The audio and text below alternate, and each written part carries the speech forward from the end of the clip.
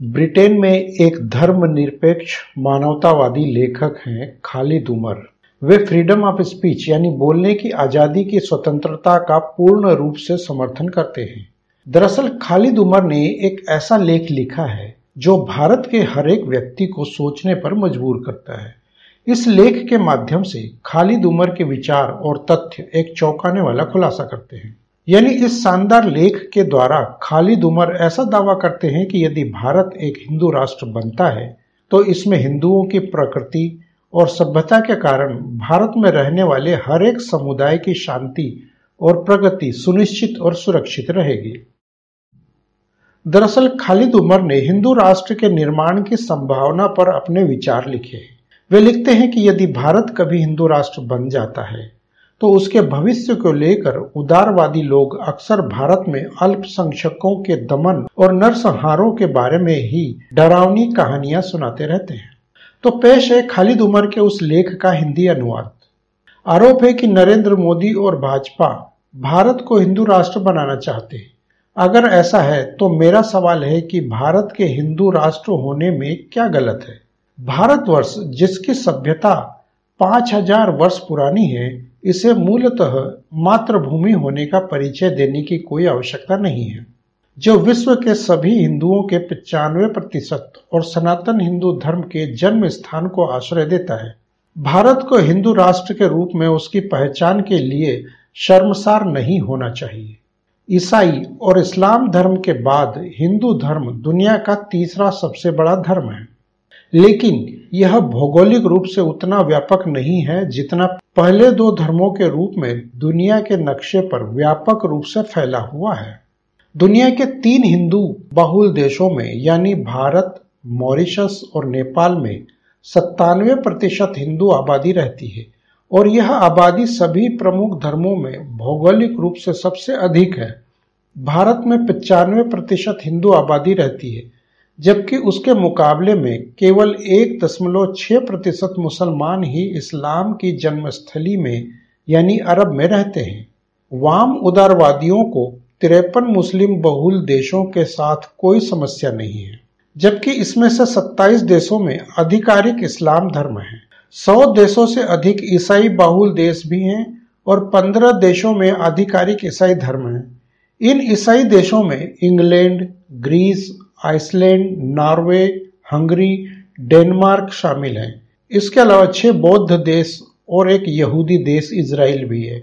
लेकिन जब भारत की बात आती है तो उन देशों के तर्क मुझे यह समझने में सहायता नहीं करते कि आखिर हिंदू धर्म भारत का राज्य धर्म क्यों नहीं हो सकता। अगर भारत को हिंदू राष्ट्र घोषित किया जाता है तो देश की धर्मनिरपेक्षता को खतरा है, ऐसा कोई सबूत नहीं है।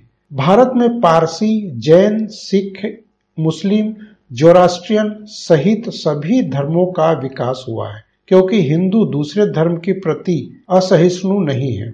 कोई भी किसी भी धर्म से जुड़े धार्मिक स्थान पर जा सकता है और वहां हिंदुओं को खोज सकता है। हिंदू धर्म में धर्मांतरण की कोई अवधारणा नहीं है। दुनिया में ईसाई और मुस्लिम राष्ट्र हैं जो मानव अधिकारों के हनन और दुनिया भर में मुसलमानों और ईसाइयों के धार्मिक उत्पीड़न पर आवाज उठाते हैं। दुनिया म्यांमार, फिलीपींस, यमन आदि को याद करती है, लेकिन पाकिस्तान या अफगानिस्तान के हिंदुओं और सिखों या अन्य इस्लामिक राष्ट्रों को नहीं। क्या किसी को याद है कि सन 1971 में पाकिस्तान की सेना या कश्मीर में पंडितों के द्वारा बांग्लादेश में हिंदुओं के साथ क्या हुआ था? या जम्मू कश्मीर का 1998 का वनधामा नरसंहार, पाकिस्तान में हिंदुओं का व्यवस्थागत उन्मूलन, अरब देशों में यानी मस्कट में ऐतिहासिक मंदिरों और हिंदू धर्म का खात्मा।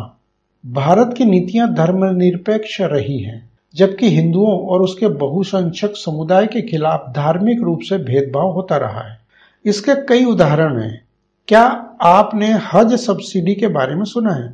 सन 2000 के बाद से 1.5 मिलियन यानी करीब 15 लाख से अधिक मुसलमानों ने सब्सिडी का उपयोग किया, जबकि सुप्रीम कोर्ट ने एक आदेश भी पारित किया था जिसके अनुसार सरकार को 10 साल के भीतर इस सब्सिडी को समाप्त करने का निर्देश दिया गया था।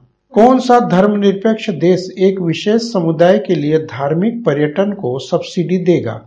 यह औसत विमान किराया, वर्ष 2008 में सब्सिडी अमेरिकी डॉलर 1000 प्रति मुस्लिम यात्री के लिए था, जबकि भारत सरकार उनके नागरिकों के धार्मिक पर्यटन का समर्थन कर रही थी।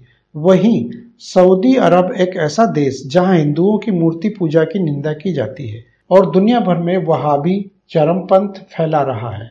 एक तरफ हिंदुओं को मंदिर बनाने की अनुमति नहीं है और तीर्थ यात्रा सब्सिडी द्वारा सऊदी अर्थव्यवस्था को सुविधाजनक बनाने के लिए भारतीय करदाता के धन का उपयोग किया जा रहा है। वास्तव में धर्मनिरपेक्ष देश में एक धर्म के बावजूद सभी नागरिकों को एक समान कानून के तहत सुरक्षा दी जाएगी। भारत में हालांकि विभिन्न धर्मों के लोग अलग अलग और व्यक्तिगत कानूनों का पालन करते हैं। सरकारी नियंत्रण केवल मंदिरों पर है, लेकिन मस्जिद और चर्च स्वायत्त हैं। हज के लिए तो सब्सिडी थी, लेकिन अमरनाथ यात्रा या कुंभ मेले के लिए नहीं। वास्तव में तो एक धर्मनिरपेक्ष देश किसी भी तीर्थ यात्रा पर सब्सिडी नहीं देगा। हिंदुओं ने अल्पसंख्यकों का हमेशा ही स्वागत और संरक्षण किया है।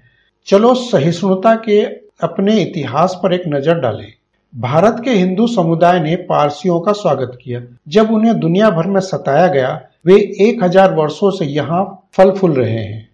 यहूदी जनजातियों ने लगभग 2000 साल पहले भारत की शरण ली थी और 1800 साल पहले सीरियाई ईसाइयों के लिए भी यही कहा जाता है। जैन और बौद्ध धर्म हिंदू धर्म से ही उत्पन्न बताए जा रहे हैं, जो 2500 सालों से बिना किसी भेदभाव के रह रहे हैं, और सिख भी 400 सालों से मौजूद हैं। हिंदू होने पर गर्व महसूस करने के लिए तथ्यों को देखने का समय है, शर्मिंदा होने का नहीं। आज भी भारत धर्मनिरपेक्ष है। 1976 के संविधान संशोधन और वकीलों और कानून निर्माताओं के कारण नहीं, बल्कि इसलिए कि भारत के अधिकांश लोग हिंदू हैं। यह इस धर्म का स्वभाव है जो धर्मनिरपेक्षता को सुनिश्चित करता है, न कि कागज का एक टुकड़ा जो सहिष्णु सभ्यता के हजारों वर्षों के बाद खाते में आया। भारत को खुले तौर पर खुद को हिंदू राष्ट्र घोषित करना चाहिए, जिसमें हिंदू, सिख और जैन प्रमुख है, और उपरोक्त सभी लोगों के हितों की रक्षा के लिए भी हस्तक्षेप करना चाहिए, क्योंकि कोई अन्य देश ऐसा नहीं कर रहा है। हिंदू राष्ट्र की घोषणा करने से जबरन धर्म परिवर्तन और अल्पसंख्यक तुष्टीकरण के खिलाफ बहुमत की रक्षा का नया द्वार खुलेगा। भारत तब तक प्रगतिशील देश बना रहेगा जब तक वह एक धर्मनिरपेक्ष देश बना रहेगा, और यह धर्मनिरपेक्ष भी तभी तक बना रहेगा जब तक कि हिंदू आबादी का प्रतिशत अधिक रहेगा। धर्मनिरपेक्षता और हिंदू धर्म एक सिक्के के दो पहलू हैं। ऐसे में आप तभी तक जीवित हैं जब तक आप जीतेंगे। यदि भारत एक हिंदू राष्ट्र बन जाता है तो यह सबसे अच्छी बात होगी। इससे हिंदुओं सहित सभी के लिए बिना लाभ हानि के एक साथ समान नागरिक संहिता बन जाएगी। किसी भी देश में रूल ऑफ लॉ यानी नियम कानून हमेशा से ही ग्रोथ या प्रगति का एक प्रमुख कारण रहा है। जर्मनी, जापान, अमेरिका सभी कानून के शासन पर आधारित है। किसी भी प्रकार के धर्मांतरण पर प्रतिबंध लग जाएगा, जो कि धार्मिक भेदभाव का मूल कारण है। इस प्रकार के प्रतिबंधों से तबलीगी फिर नहीं होंगे। एक बार धर्मांतरण रोक दिए जाने के बाद हर व्यक्ति अपने अनुसार जो भी चाहे अपने धर्म में मत और पंथ को चुनता है या चुन सकता है। वह उसी एक संप्रदाय का अनुसरण कर सकता है। मुझे कोई ऐसा एक धर्म बताएं जो इस तरह के विश्वास और संबंधों के साथ पहचाना जाता है। धर्मनिरपेक्षता और धार्मिक सहिष्णुता इस क्षेत्र के निवासियों की प्रकृति है। बावजूद इसके कि कई मुस्लिम आक्रमणकारियों ने इस भूमि को लूट लिया। भारतीय उपमहाद्वीप में मुस्लिम आक्रमण लगभग 1000 ईसा से शुरू हुआ और वे 1739 तक की कई शताब्दियों तक चले। इस दौरान हुआ लगभग 10 करोड़ हिंदुओं का विनाश, संभवतः पूरे विश्व इतिहास में सबसे बड़ा नरसंहार है। हिंदुओं ने इन आक्रमणकारियों के क्रूर अत्याचारों के विरोध स्वरूप कोई बदला नहीं लिया। यह हिंदुत्व नहीं है, बल्कि छद्म धर्मनिरपेक्षता है, जो हिंदू बहुसंख्यक और मुसलमानों के बीच अंतर विरोध पैदा कर रहा है, जबकि एक हिंदू राष्ट्र में गैर हिंदुओं की धार्मिक स्वतंत्रता का हनन नहीं होगा। हिंदुओं को अपनी उस भूमि के इतिहास पर गर्व करना चाहिए जहां वे हैं। उन्हें इस टकराव का हल करने के लिए तथ्यों का सहारा लेना चाहिए, लेकिन वे वास्तविकता से दूर जा रहे हैं। जिसके परिणाम स्वरूप एक ऐसी भूमि का विनाश होगा जिसमें इसकी सरासर नैतिकता और सहिष्णुता की समृद्ध संस्कृति है, जो इसकी मिट्टी में गहराई से खोदी गई।